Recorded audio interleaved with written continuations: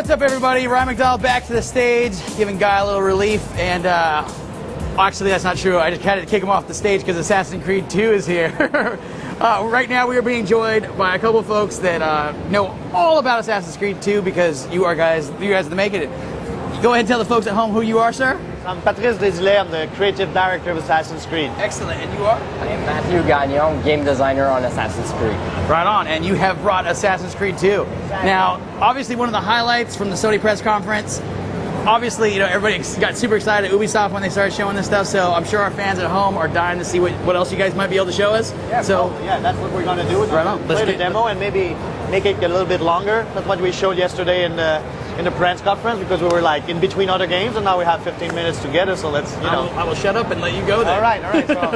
So you know a little bit about Assassin's Creed 1, I guess, do. right? So we're continuing the story of Desmond Miles in the present. He's going through an animus machine that lets him relive the life of an ancestor. And instead of going into Altair's life this time around, you'll be playing Ezio Auditore da Firenze, who's a young Florentine noble during the Italian Renaissance. Maybe Matthew can start the demo, right? So here we are in beautiful Venice. The animus is like showing the map. Here we're having like night and day this time around instead of only being during the day. And right now we are during Carnival. Ezio, Leonardo says that the machine is ready. It's at the top of the tower. It's you! Right? Just like in the first game, you can sit on benches, but this time around you can assassinate. And also you saw there was two guys like beside Ezio. Those are chiefs, and you can hire them, and they're gonna help you out during the game. Here you can see like that we worked hard on the crowd mechanics. In the first game, it was like the crowd was more like an obstacle, and they were only walking around basically. This time around, for Carnival and other moments in the game, we're really working hard to make the crowd even more believable than in the first game, and you can use them. You can blend in a lot more and then assassinate from the crowd. Now here in the mission, Ezio is about his target. It's called Carlo Grimaldi. He's hidden inside a palace, and the only way to get to him is from the sky. So what Matthew is going now, he'll go on top of the tower to use a machine built by one of the best friends of Ezio, Leonardo da Vinci, the great Renaissance man. This like big, like not only painter but inventor. Here Matthew's going to show us a brand new way of assassinating. So basically I asked the team, it's an Assassin's Creed game. You must be able to assassinate from almost everywhere this time around. So go up, but don't go too fast on the glider, Matthew. Here Matthew's going to show the Venice city. Just like in AC1, everything you see here is like interactive, and you can go anywhere. So this is much bigger than any city we've done in the first game. First game, every city had 3 districts. Like this one has 5, just like at the time, which is funny because really they had 5 districts. The district is called Sestiere. So there's 5 districts right here, and they'll be fully loaded with missions. Because instead of having only 5 or 6 missions in AC1, this time around we're like basically having 15 different mission types, and then we can combine them to create like bigger missions. Like you can start by doing a protect mission, for example, that will transform into a carry body, because the person you're protecting like fall down, he cannot follow you anymore, so you carry that person, and then you can put that person into a boat, and you will defend the boat for a while. So that's like a mission that we can build with our new mission types. Yeah. And it seems like it would be completely different from anything in the first one. Totally. Like, remember in the first game was like you had like 9 targets to assassinate. You would do your investigation first, and then do your assassination. Well, that's gone. Yeah. Now it's like you meet people up, and they give you missions, and depending, it's much more organic. So there's no more numbers. And then AC1 was a bit too much about numbers. You could see the structure. This time around, it's all about surprise. Okay. It's all about the diversity. And here, Matthew's going to play with the glider, with the flying machine. Go ahead. Get started.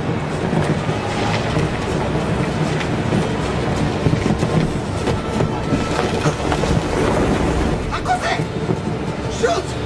Shoot the flying demon! Here the gameplay is quite simple. You go from fire to fire. You can, get rid of some people on the way. But you go from fire to fire, gives you speed and altitude. Those fire were lit by your friends, the thieves. Yeah. You did some mission before to lit those fire around. Oh, I got you, a little thermal lift there. Yeah.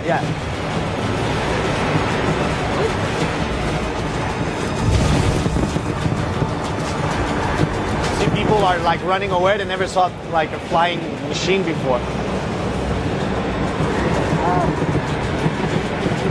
Here we are. This is where the target is hidden. You worked hard also on the cinematic feel, much more than in the first game. So even during Renaissance, we managed to put an explosion into our game. It's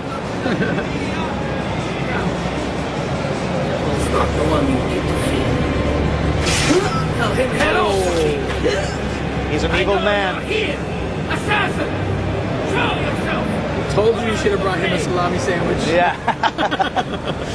Here, Matthew's going to use some new assassination techniques. We wanted, like I said earlier, wanted really to make the assassin an assassin at first, to make it easier to assassinate from everywhere. So here to assassinate, this is an example here, really easy. You can now assassinate from really higher than before.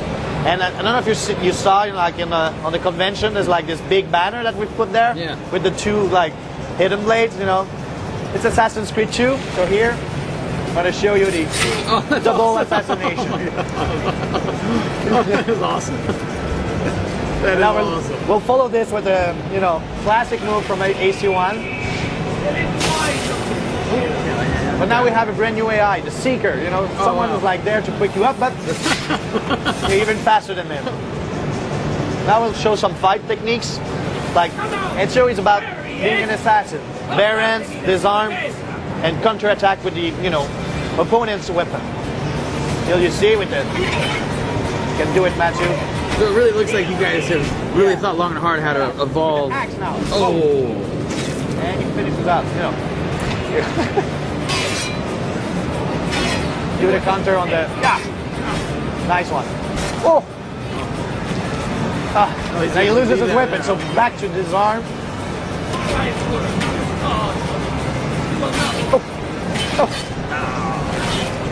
That's gonna leave a mark. Yeah.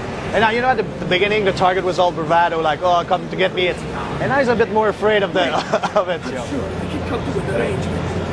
I'll give you anything you want. I don't Then think your price. I make this sacrifice for the greater good. Requiescat in pace.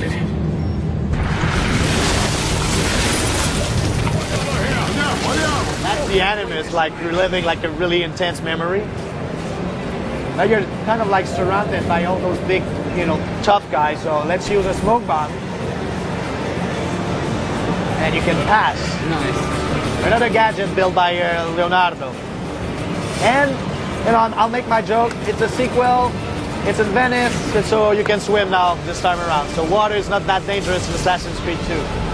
Very nice. So that was the E3 demo.